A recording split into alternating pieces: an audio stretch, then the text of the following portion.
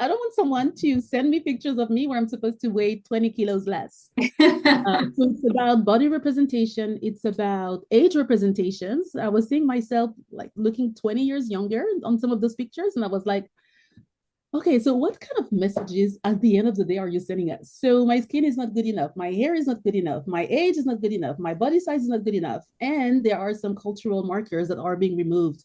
We are represented. We are represented.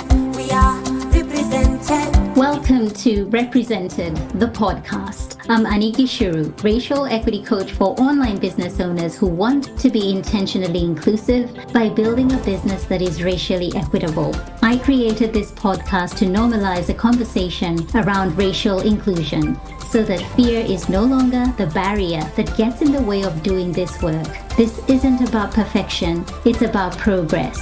Whether you're taking your first steps or you're well-versed in the journey towards racial equity, this space is for you. So welcome home, friend. Let's get started. From coast to coast, around the globe, we are represented.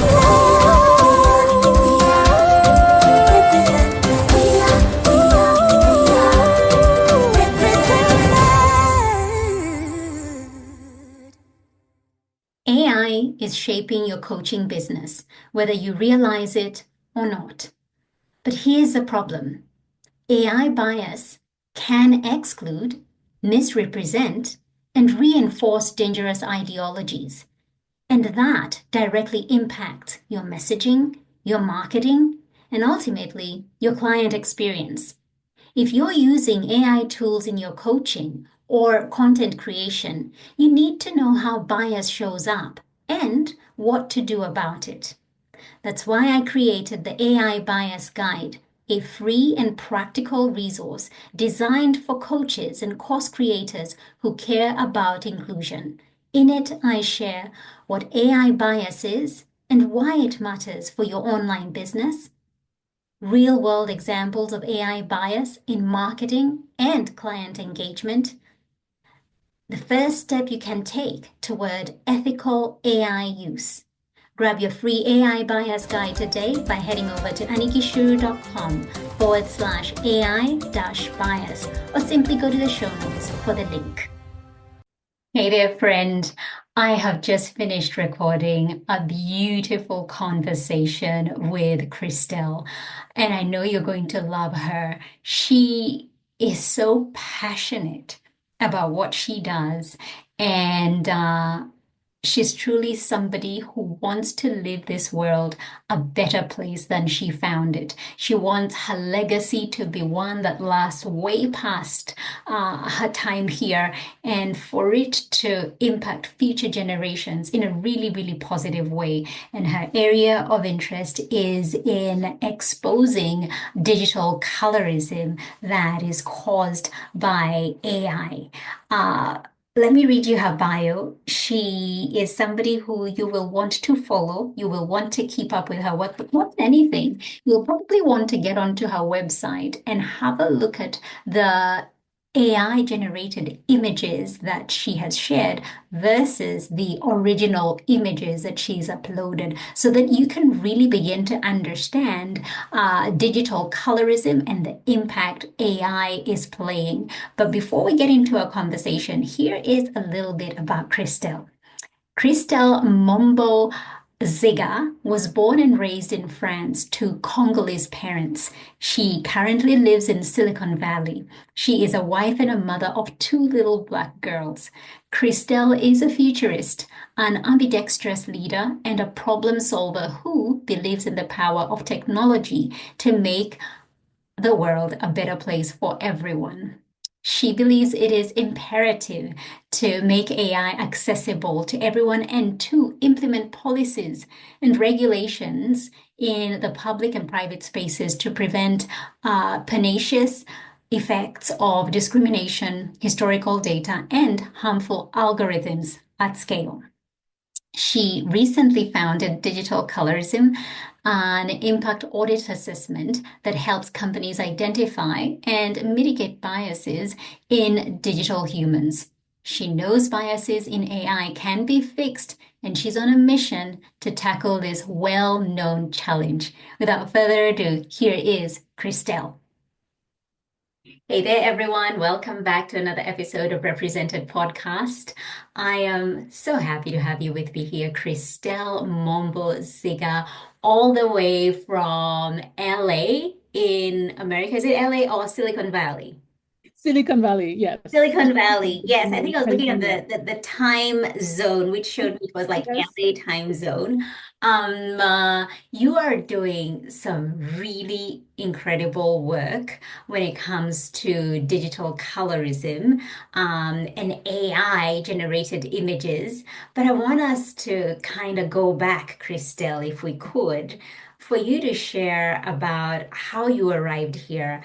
And in reading a little bit about you, Christelle, you're a daughter of Congolese parents, born and raised in France, and I can hear a little bit of a French accent when we were talking Yes. before I pressed record. Mhm. How did you arrive here doing this work and starting your own company? Thank you. Thank you so much, Annie, first of all, for the opportunity, for having reached out to me on LinkedIn. It's always a pleasure to meet like-minded professionals and to be given the platform to share more about who I am and what I'm working on and why I'm doing it. So as you said, my name is Christelle Mombo-Zigah. Christelle is a typical French name. Mombo is a Congolese last name from the west coast of the Congo. And Ziga is my husband's last name, is originally from Togo and Ghana. I was born and raised in France. I left France 14 years ago. I was expecting to live the American dream. Yes. That's a dream that I had grown into since I was a little girl. Since I was 8. Mhm. I was fascinated about pop culture, Michael Jackson, Yeah. and then all those R&B singers. I wanted to look like them. I wanted to be like them. And I had also been a lot exposed with Black history Mhm. and from an African American lens or Black American lens. And I could relate at so many levels. Coming from the Congo DRC, I never really had a chance to go growing up there. My parents never talked about what they went through and Right. why they left. So it was a way for me to find a connection with a community that I felt the closest to through, again, pop culture and what I could have access to in the media. So from the age of 8 to maybe 19, 20, I did everything that I could to move to the United States and to live the American dream. I studied international economics Mhm. with an emphasis on English that I was already speaking fluently before moving to the United States. All my internships were in the United States, as much as I could travel back and forth from France to the United States. So those were some of the ways for me to create the right opportunities Mhm. and to seize those in order for me to move here. And the Silicon Valley is just my fiance as a French engineer, Black French engineer, Mhm. left Paris to work in the Silicon Valley. I was already in the country, but I was not in the Silicon Valley, so I followed him and I haven't left since. So that's pretty much how I got here. Okay. And how did you get to starting Digital Colorism, your company? And maybe before we even get to the starting of that, Mhm. Christelle, what is Digital Colorism for somebody who may not know? Sure. Thank you for the question. So, Digital Colorism is a platform that I'm building in order to help companies detect, but also remediate biases in what I call digital humans. But those are all representations of humans in the digital world. So they can be virtual humans or AI generated images. I started really building my company around AI generated headshots, where I was seeing that a lot of appearing biases were still being perpetuated in those tools. And that's really where it started. Biases in AI or working on biases in AI was not my first iteration. That's really something that I started working on in 2019 internally Okay. at the company that I am working on full time as well. So I'm a side entrepreneur maybe at the Yes. moment. Um, so in 2019, 2020, as I was getting familiarized more with artificial intelligence, obviously Gen AI was not even a thing at that time, but I could already hear from data scientists, such as Dr. Joy Bolamini, as an example, Yes. about biases in AI, in artificial intelligence. And through my learnings, I was starting to connect the dots and identify some of the things that were not working for me, that were working for some of my colleagues, while leveraging machine learning and artificial intelligence. And that's really how I got more acquainted with this issue. Mm. I actually helped remove some biases in one of the collaboration tools that we use at my current company. I worked with the CTO, I worked with data scientists. I raised my hand and I said, hey, Yeah. you might not be aware, but there are some issues with the tool that we are using, and I might not be the only person Okay. having such characteristics. So that's something that had been in the work for a long time. I feel like I had this expectation for it to be resolved in 2024 until it came back again. And I told myself, you know what, I don't want to just drive awareness. I don't want to just complain. I want to be part of the solution this time. I want to make sure that it's not going to happen anymore because it gets tiring at the end as well. Yes. So you mentioned discovering biases at the company where you work. What were those, and how did you work through trying to rectify them? But they still came back. Yes, well, so they are completely solved, but it was just in the midst of the pandemic. We were all obliged to work from home. Yeah.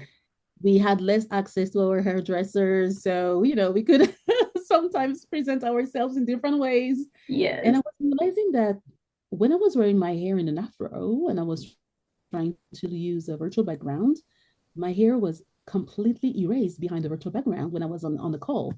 So I could not show my video anymore, at least until I found a hairdresser again. Right. And that's really when I started learning that, oh, there was a technical glitch, actually. That's something that could be resolved. Mhm. That's when I reached out to our CTO and I said, I might not be the only person having hair growing up. you know we know that there are some expectations in the workplace for people to wear their hair coming down, but it's not Mhm. necessarily always the case.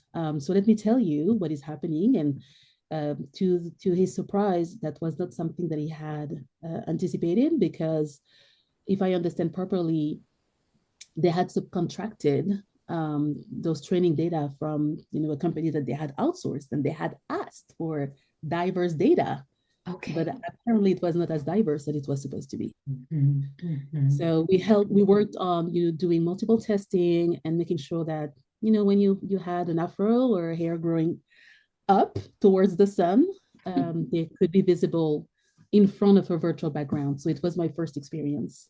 Wow. I've been uncovering the ways in which digital AI, digital generated images can be discriminative, but that I hadn't come across. And it is so interesting that hair growing up, an afro, uh, may not be picked up, but if your hair is coming down, it does. And it just goes to show who are the people working behind the scenes. Where Mm-hmm. is this Mm-hmm. information coming from? What are their perceptions about how humans look and how they behave and how they're Yes. to show up. And so that is so interesting. I haven't come across that. I did a podcast episode where I was talking about AI and business and just talking about some of the things that I myself have encountered. Mm-hmm. And one of the things I mentioned was many, many years ago when filters came out and we were using them on our phones. And I remember seeing you could see the name of a filter that somebody has used, and you're like, oh, I want to try that, right? Mm-hmm. And Mm-hmm. so going on it, trying it, but it not coming up for me, Christelle, it was actually Yes. a black circle. And Oh no. yeah, and I was like, Oh wow. That's strange. And I just attributed it to maybe a tech issue on my phone, or maybe the filter doesn't work for my phone. Mm-hmm. It wasn't like it can't recognize my darker skin. I didn't know that was the case. And that was just, I found that so interesting. It was only with time that I realized, oh my God, that thing that happened many, many years ago was digital colorism. It I was. had no clue. And Yes. so I was looking through your website, and Mm-hmm. even on LinkedIn, you share so many articles, Christelle, where you're showing images. And for those of you who are listening, you need to go and check out Christelle's website, where she shares an image of herself, her original image, and then she's got an AI generated image, and it's chalk and cheese. It is completely different. You cannot Absolutely. tell that that is the same person.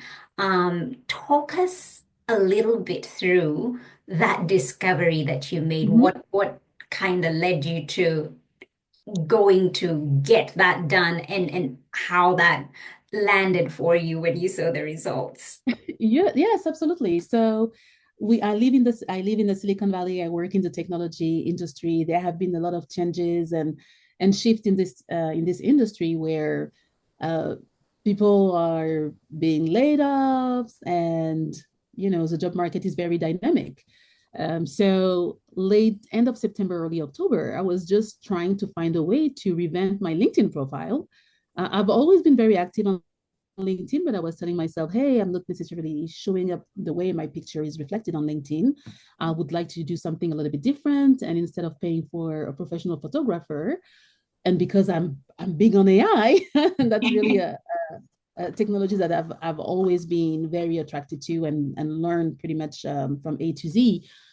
I told myself, why not using AI? Right. And again, the issues that we were aware of were in 2019, 2020. I'm sure that with Gen AI, Open AI, Mm. all those exponential growth that we've been seeing in the industry, in the market, all those new features, I'm sure that those issues and challenges are resolved. So I started with one, which is actually the one on my website. And I started with free of charge platforms and tools. Why paying for something if as they have a free of charge options? Yeah. And that's when I realized that, okay, usually those platforms, they ask you to provide like 3 to 12 pictures of yourself. Okay. So you would expect a level of accuracy, right? You provide your own pictures. They should be trained or training their algorithm on your pictures.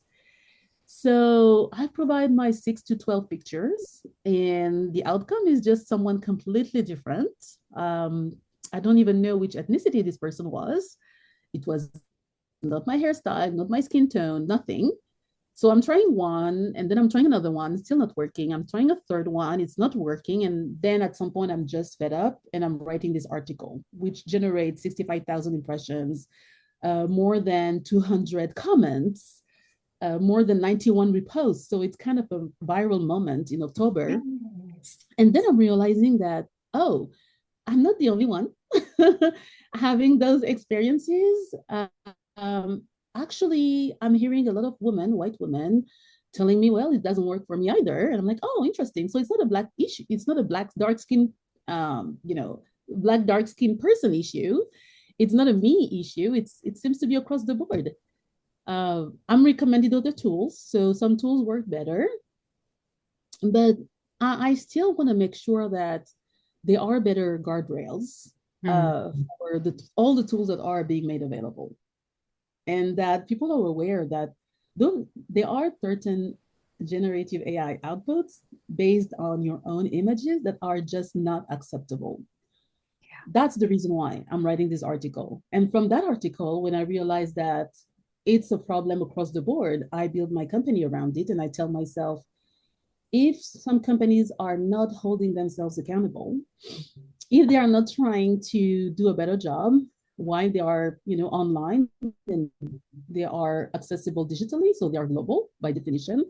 Let me find ways, one, to identify what are some of the trends and patterns across the different forms of digital colorism, right? Because Yes. I call it colorism because the skin tone is what you see the first, and the skin is the biggest organ on the body, right? That's the biggest organ on the human being. Yeah. But then you look at the hair texture or just the hair representation, because you can be a white woman with gray hair. Your hair texture is not going to change, but your hair color is going to Yeah. change. Yeah. You Yeah. can be a Muslim woman wearing a hijab. This is going to remove your hijab and give you some hair, which is defeating the purpose of wearing a hijab. So it's hair representation, it's body size representation. So coming from Europe and from Paris, and obviously we all have this aspiration of looking slimmer, Yeah. but that's something that I want to control. I don't want someone to send me pictures of me where I'm supposed to weigh 20 kilos less. So it's about body representation. It's about age representations. I was seeing myself like looking 20 years younger on some of those pictures. And I was like, okay, so what kind of messages at the end of the day are you sending us? So my skin is not good enough. My hair is not good enough. My age is not good enough. My body size is not good enough. And there are some cultural markers that are being removed, such as the hijab or piercing or tattoos. So that's really what the company is about, is to hold companies accountable, but build more partnership and allyship and making sure that we can work together in solving this problem and those challenges instead of, coming from an antagonistic, position. Yeah. I really want to work with those companies and make the world a better place through the power of technology and AI. Mhm. And this is not just, as you said, not just happening to people of color. White people are being impacted as well, but also men are also Yes. impacted. This is not something that is just women. I know for women, there are some who have said that their images have been made to look more sexualized Oh, yes. than they should. They have Yes. bigger bust and Yes. they're Yes. way more curvy than they naturally are, and just Exactly. it gives a different whole look to who they are. But men are Mm-hmm. Mm-hmm. impacted too. Oh, yes. Yes. They are appearing either usually more muscular.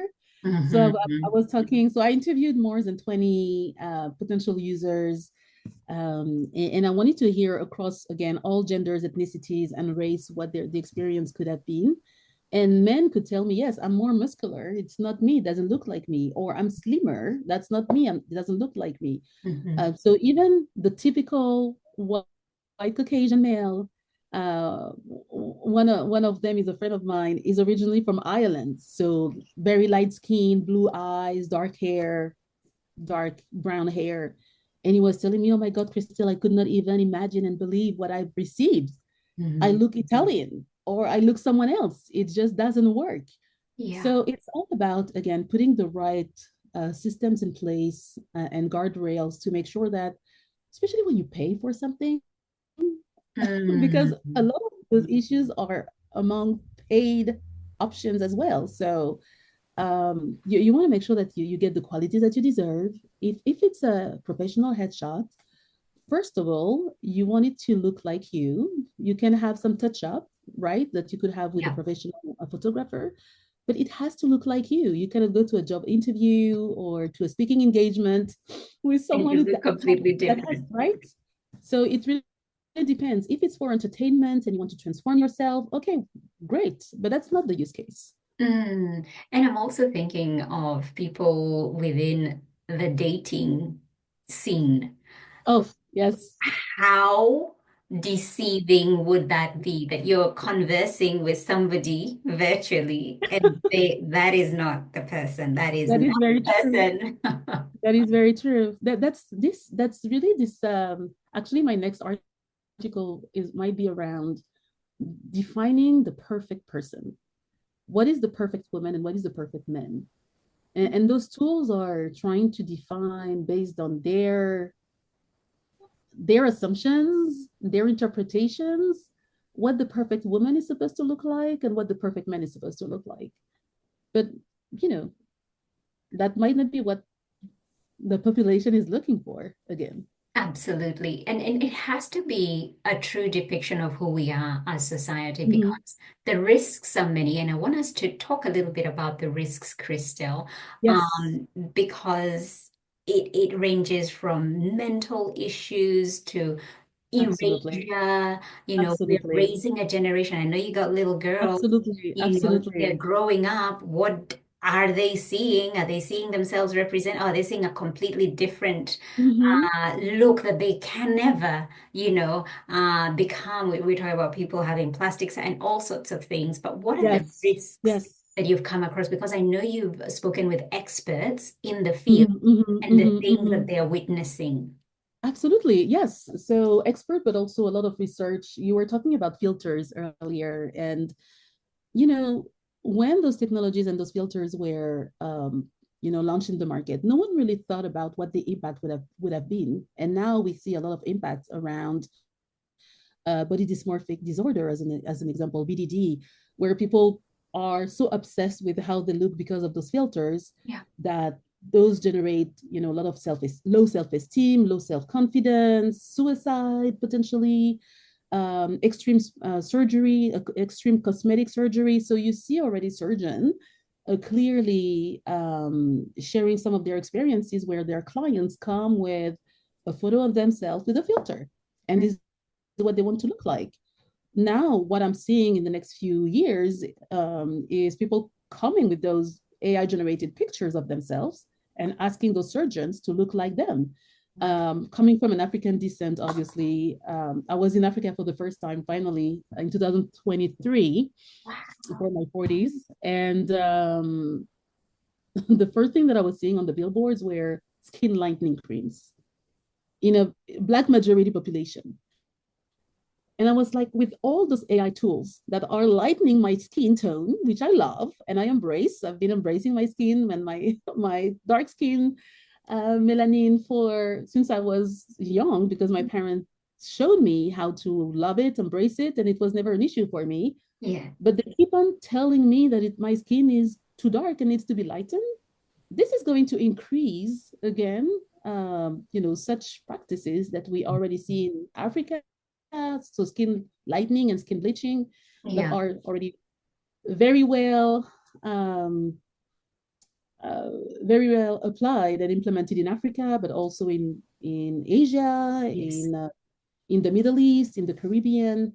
So, are we building this society where we are going to create largely anxious people, completely dissatisfied with who they are and how they look because they receive those pictures of themselves in a different light, and how we also are going to contribute to the increase in or the skyrocketing revenues of cosmetic plastic surgery, but also the skin bleaching market, You know, which is it kills people. Skin bleaching it really kills people. it does. It's so dangerous, and the people who are in these markets, in this work, are so relentless because they know how desperate a lot of people are to have that light skin. And um, I'm just thinking about, growing up, because I grew up in Kenya. Mm-hmm. Saw a lot of people, or rather was around people who looked like me. But colorism is a real thing. We may not face racism, obviously, because we're the Mm-hmm. same race. Mm-hmm. But Mm-hmm. colorism is such a huge thing. Anti-blackness is Oh big. yes, The yes. lighter you are, the more you are deemed more beautiful. If you have Mm-hmm. darker skin, it's not as appealing. And it also impacts, opportunities Of course. that you land, and it's just viewed differently. Somebody with lighter skin is viewed differently. Mm-hmm. And I'm wondering, obviously, now with AI and people having more access to visual things, growing up as kids, it was what the TV, magazine Yes. wasn't as in your face as it is. And if we were feeling that in an African continent, in an African country, how much more now that we can just get on our phones and go wherever. And what we are seeing is such a different representation of the true picture of who we are Absolutely. as to people, you know. Yes. Um, What's your take on the whole anti-blackness that we as Black people and people of color have really been impacted by? So I think there is a lot of internalization of anti-blackness. Unfortunately, there is Yeah. this very big and well-known test from those Harvard scientists who have a test to identify biases actually among different populations. And what they found out is that even when you are a Black person, you might have the same level of biases than a non-Black person, or even more biases toward your own community. Yes. There's a lot of internalization. I think that, and the reason why I'm very much focused on making sure that all those misrepresentation of individuals can be completely eradicated in the AI space, is because we saw how media, entertainment and media, movies have propagated a very negative image of Black people in general. When you look at the Hollywood movies, even the first Mhm. one in the 1920s or 30s, the depiction of Black people was always negative. It was either a slave or an entertainer, someone not necessarily very intelligent. Yeah. And that's the reason why I believe even when you go to spaces where there are no Black people, people still expect or still already have prejudices in the Black connotation of Yeah. Black person just because this is what they found out and this is what they saw on media. That's one of the reasons why I want to make sure that one, we are depicted authentically, accurately, and fairly in the digital space through AI. And two, there is also this concern for me, with AI learning from AI. AI is learning from AI. So it comes full circle, Yeah. right? They are learning from the images that they are creating. Yes. So they are going to erase multiple categories of the population, Yeah. or go to or expect just to see those perfect human beings, no matter what this perfection definition is. Mm. um, I do see a lot of erasure of certain categories, and more specifically, Black people. If we keep on being lightened and we keep on That's having our hair looking a certain way and our body size looking a certain way, and so on and so forth. So mm. I'm doing it very much for kind of ensuring that in the future, in the next 100 years, 200 years, when I won't be around, Yes. I want to make sure that the Black people that will be on this earth, they will know that even if, which I don't hope, even if they find themselves not represented anymore, because again, that's a fight that I cannot do all by myself, and it's going to require all of us. I want to make sure that they know that someone tried. Mm. Someone tried at my very little stage, a very little level, to make sure that guardrails, more accountability, were being put to ensure the authenticity and the accuracy, of the representation of the individuals. I love your passion so much, Christelle, because um, everyone has a role to play. And that is something that Dr. Joy Bulamwini Yes, talks yes, about with yes. algorithm Ah, justice, yes, yes. AJL. We all Mm-hmm. have a role to play. We Mm-hmm. cannot just look and say, oh, look at what it did to me, or look at that, and Yes, not begin to agitate for change absolutely. and do something about it. And that's why I love your story so much, Christelle. You've seen an issue, you've seen something wrong. You're not just complaining and saying this should change. You're actually Mm-hmm. taking the step to Mm-hmm. see the Mm-hmm. difference, and even being brave enough to talk to your employer and say, hey, Zoom, I'm getting on there, and with the virtual background, my hair is being erased, not being picked up. A lot of people wouldn't say Yeah. it. They Yes. won't want to stand out, Mm-hmm. don't want to potentially agitate the situation or Mm-hmm. How Mhm. might this look like? It is amplifying the differences. I just want to kind of blend in. I don't want to stick out. Might this impact my job? You know, you're always thinking about these things. And so I'd rather just be quiet. It's okay. Let it not, I'll keep my camera off or whatever Mhm. because it Mhm. doesn't Mhm. represent me right. Mhm. But that was a step. So somebody who's listening going like, what can I possibly do? That in itself was a step. And you know, the CTO embraced that and he's like, hang on, I hadn't even thought of that. Why would he? Why would they Yes. think of it? Because Yes. they probably Yes. don't have that issue. Yes. Which is not an issue, first of all, and second of all, Yeah, it's it's really not an from a issue. place, right? It's not an issue, but it comes from a place of problem solving, and I would suspect companies to be looking for people that are able to solve problems, but also Mhm. to drive outcomes and business outcomes to their company. I really came from a lens of or from a focus around customer satisfaction, customer experience, or user satisfaction, user experience. And I said, I'm not sure that customers or users might be satisfied with the experience that they might have while using those tools. And it might not be your primary buyer, which can be a CIO at the company, but it can be the employees that are leveraging the technologies that you put at their disposal. And two, it was also from a brand reputational risk and compliance risk. There's a lot of regulations that are coming up around artificial intelligence. We want to make sure that we proactively prevent some PR crisis to happen, like it was the case for other tech companies Mhm. at their earlier stage of artificial intelligence. So Yeah. it was really coming from that standpoint. Oh, Let's that make sure is that, right? that is It's a not. really good standpoint, you know, the user Mhm. experience. That is so smart. That is such a good way of framing it. And then seeing, yeah, this could impact quite a number of people. It's not just you talking about your fro, it's Mhm. actually the user Mhm. experience. That is such a beautiful Yes. reframe. Uh, there's another thing. There's something I came across, Christelle.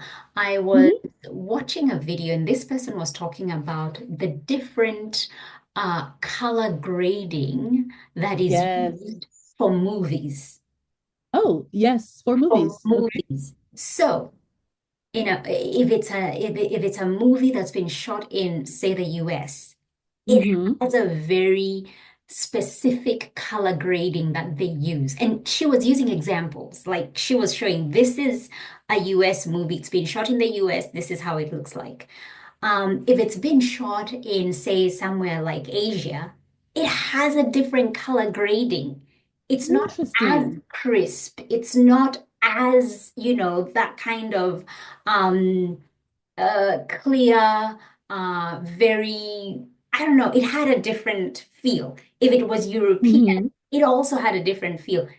And then you get to Africa, and the grading was like, and she called I can't remember what the colors were, but Oh, she named the colors, and she's like, there was like a brownie color. And when you think about it, it does. Like when you think about, and she was using examples, and it was clear as day, clear as day. yes. You could see the different color grading for the different regions. It is so Mm, interesting. Things that we are consuming, we are none the wiser. We are not aware, but it also yes. is something that impacts our perception. So even as we think of Africa, we're thinking of it with that brown tint without even knowing. And then when you're looking Mm-hmm. Mm-hmm. at the US and Europe, it's a different, cleaner Mm-hmm. vibe. Mm-hmm. And I thought that was so interesting.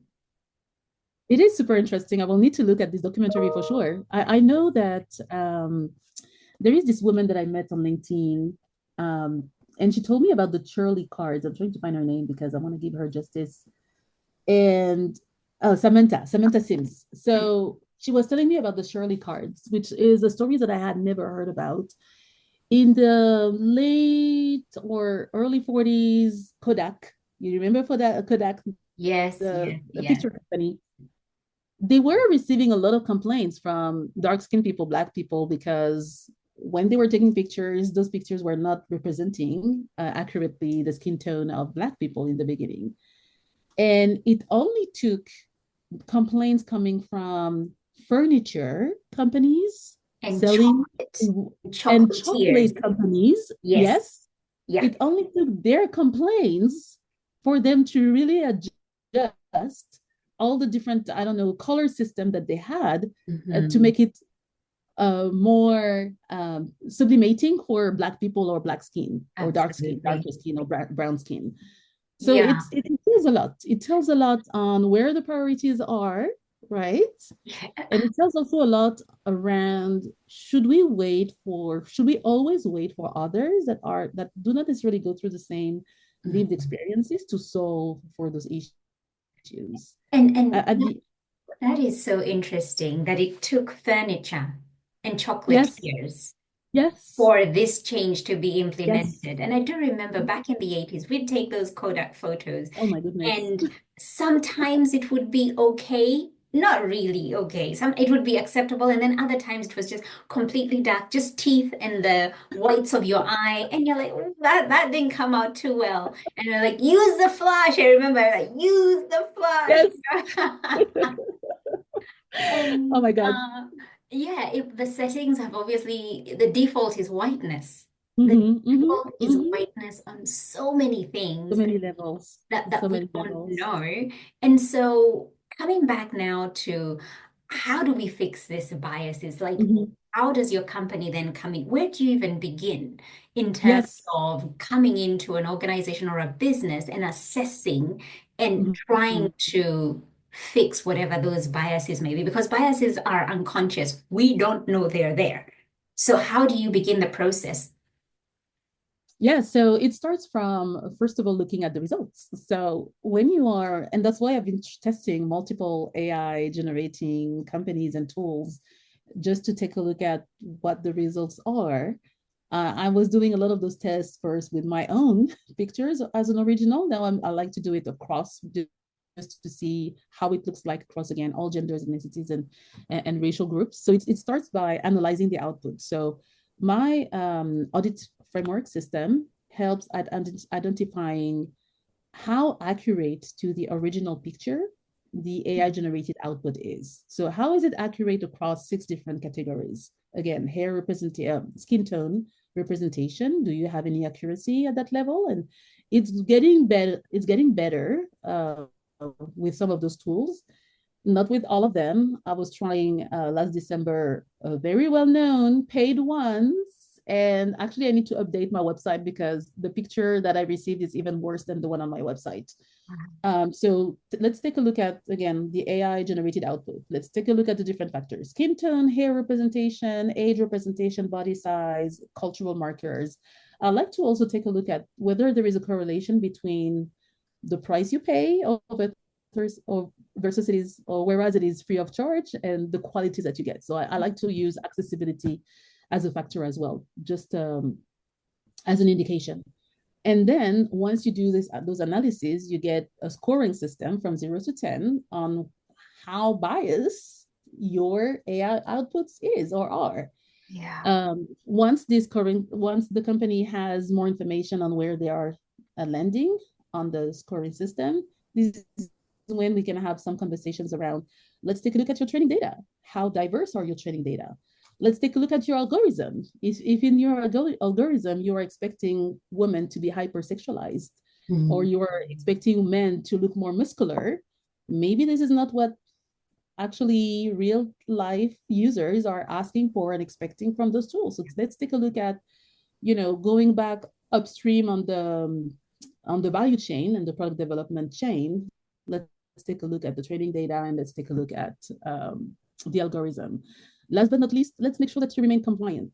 So let's make sure that we educate you on all the different new AI, EU Act, and all the different laws that are being established around putting the right level of safeguards or guardrails around artificial intelligence, and make sure that you are not, um, you know, doing anything against some of those laws that are being developed. So it's a uh, multifaceted approach, starting with the output, starting with the results, and Yes. then going upstream in the product development chain.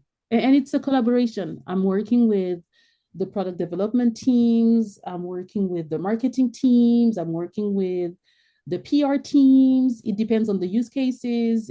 If you are, as an example, leveraging those tools to revamp all your employees' profile, I'm Yeah. working with the HR team because that might lead to some HR issues as well.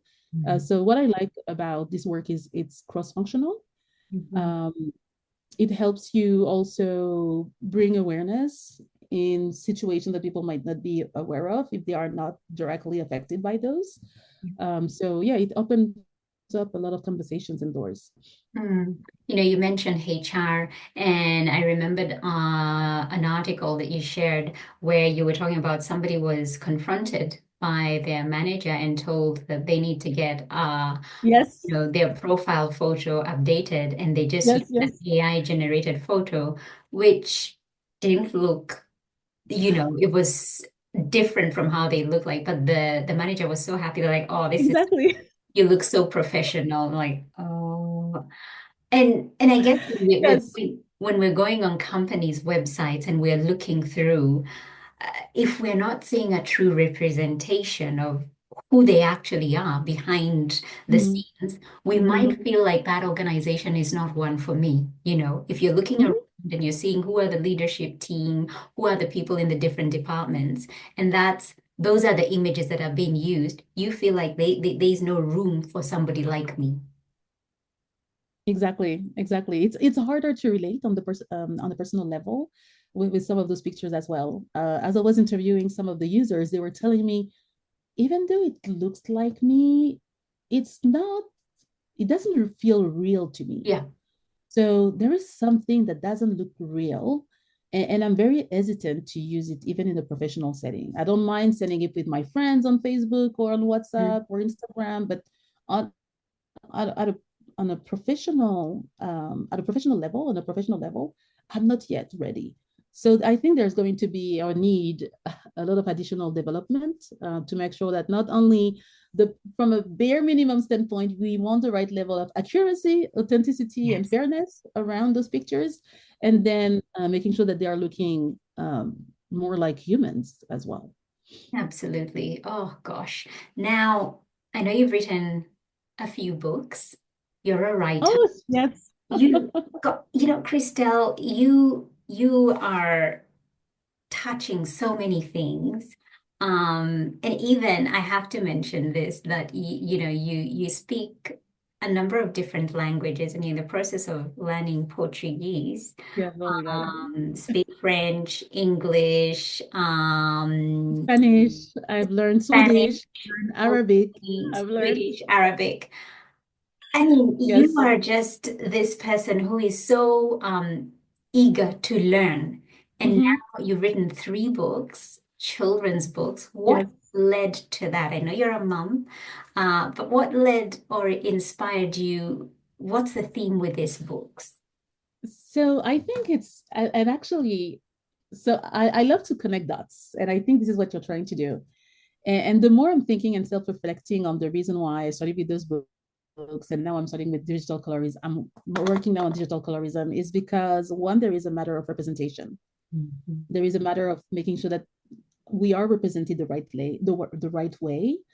There is a matter around controlling our narratives as well. So I just want to, I don't want to be put in a box. It's not because I look a certain way that I'm supposed to have such behavioral characteristics and so on and so forth. So again, I want to control my own narratives. Three, I want to leave a legacy for my daughters as much as I want to leave a legacy for, the next generation within the next 100 years, 200 years. I want them to understand that some people fought for their Mhm. identities and representation in digital spaces. So I think those are the main reasons why. I do have a lot of fun as well. I think it's just, I love to work with people from all around the world. My illustrator is from Sri Lanka, which is a very interesting story as well. I tried to have an illustrator from Africa and from the Congo DRC in the beginning, and I was realizing that anytime I was sending pictures of my daughters, and I was like, okay, I don't want the pictures of the books to exactly look like them, but I would like them to be inspired by them because I Yes. want them to recognize themselves because I talk about them. I was getting mixed girls. My daughters are black. And then when I was like, okay, there is an issue with the skin tone. Do you mind just making it a little bit darker? And it was never, never darker enough. So it's only when I met this person in Sri Lanka and I told him, I'm trying to have to build those, to illustrate those books and they need to look like my daughters. Here are their pictures. Can you do something? It's only with someone in Sri Lanka that I was able to get the right skin tone um, representation. So everything is linked. I feel like all the work that I'm doing, even though it seems to be, around touching multiple Yeah, yeah. things, is really around identity preservation and representation. It's around legacy and yeah, and it's around, yeah, when I talk about legacy, the next generation. So my daughters, but also the next generation of Black kids. My last book is called You Belong Mm-hmm. because it tells the story of all the young Black kids from located all around the world. You can be born in Africa, you can be born in Europe like myself, you can be born in the United States like my daughters, you can be born in Brazil, you can be born in the Caribbean, you can be born in Australia, you can be born in Mm-hmm. Asia. You belong in any spaces. Yeah. You belong. So be proud of who you are, be proud of your heritage and your history. Um, and be proud of making an impact in this world. Oh, that is absolutely beautiful. Needed so, so much. I don't even think, Christelle, we realize how much we need what you're doing until it might take a few years for us to realize how much we need it because I don't think the awareness is that big yet. We're just still very, oh my God, AI, this is so exciting. Yes. We're not yet quite there. But this is so needed. I want to end our conversation today by asking a question that I ask every guest who's on here. And that question is, if fear wasn't a factor, how do you think you'd show up in your work? You feel? Fear. Fear wasn't a Oh, factor. fear. Mm-hmm. Ooh, I don't know if fear is a factor for me. I usually show up as someone. I'm not an agitator. Again, at least in a work environment, depending on the audience, it's about adapting yourself to the audience. So there are some people who are more focused on the impact, the impact of the work that you're doing, the impact, the psychological impacts, or the societal impacts, or the social impacts. There are people who are more interested in the business outcomes. So I think that as long as you manage to adapt your conversation to the audience that you are communicating it with, you shouldn't experience any fear in letting people know when something is not working properly. And I think that when you come up with some examples or insights on how you could solve for it, I'm not sure that things come from a place of fear. Mm-hmm. At least in my case, things I might be seen as fearless, actually. So it's not necessarily a factor. Obviously, I want to stay employed. I don't want to be fired. I don't want to have any kind of repercussion or retaliation. Uh, Mm-hmm. but it's really around how you communicate it and the why you're doing it. How when you manage, that's something that I like to say. When you manage to align your work with your values and your purpose, Yes. you should be in a place of peacefulness, but also fearlessness. Mm. I love that so much, Christelle. We're going to end it here. Where can people connect with you? Somebody's listening, going like, I want to find out more about digital colorism. Where's the best way they can connect with you? Sure. So you can connect with me on LinkedIn, Christelle Mombo-Zigah. I also have my website, www.digitalcolorism.com. So it is not hard to find me. I'm trying to be as responsive as possible on LinkedIn, so don't hesitate to reach out and would love to get to know you and get to know One. your story. Oh, wonderful. Thank you so much. The work you're doing is so needed. I have loved this conversation. And we could have gone on and on in different directions, especially when you brought up the illustrator and Yes. somebody who's in the heart of Africa who cannot produce darker illustrations in terms of Yes. shown, and somebody who's in Sri Lanka going like, yeah, I can help you do that. We could have gone in different directions, but I love that we started this conversation. And thank you so much for being here, Christelle.